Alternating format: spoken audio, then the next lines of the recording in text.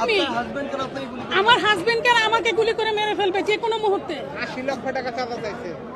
কোথায় প্রুফ আছে? এই কোথায় চাইছে? আমি একটা বাড়ি বিক্রি করছি, বাড়ি বিক্রি করেছি সেই টাকা।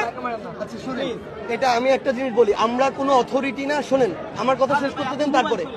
আমরা কোনো অথরিটি না, অথরিটির ভাব নিয়ে কোথাও যেতে পারি না, কোনো কাজের অর্ডার করতে পারি না। এক, আমরা যেটা করতে পারি, আপনি প্রশাসনের কাছে যাবেন, আমরা প্রশাসনকে এই অনুরোধটুকু জানাতে পারি যে আপনি তাদের যে ন্যায়সঙ্গত যেটুকু অধিকার সেই জায়গায় সহযোগিতা করেন, তাদের সাথে যেন কোনো চাঁদাবাজি না হয়। আমরা চাঁদাবাজি সমর্থন করি না। আমি প্রশাসনিকের কাছে গিয়েছিলাম, কোথায় গিয়েছিলেন? জিডি করেছি। আমি কেরানীগঞ্জ আটিতে থাকি, কেরানীগঞ্জ থানায় গিয়েছি আমি। জিডি ওনারা আমাকে বলছে, আমি বলছি জিডি করলে হবে না, আমি বাসায় থাকতে পারতেছি না, আমাকে রাস্তায় রাস্তায় থাকতে হচ্ছে। ওনারা জিডি করে দিচ্ছে, ওনাকে তদন্ত অফিসারের নাম্বার দিয়েছে, আমি ফোন দিয়েছি, ওনারা ফোন কেটে দিচ্ছে। আমি কোথায় যাব তাহলে? আমার জীবন এখন সংকটাপন্ন, আমি কার কাছে যাব?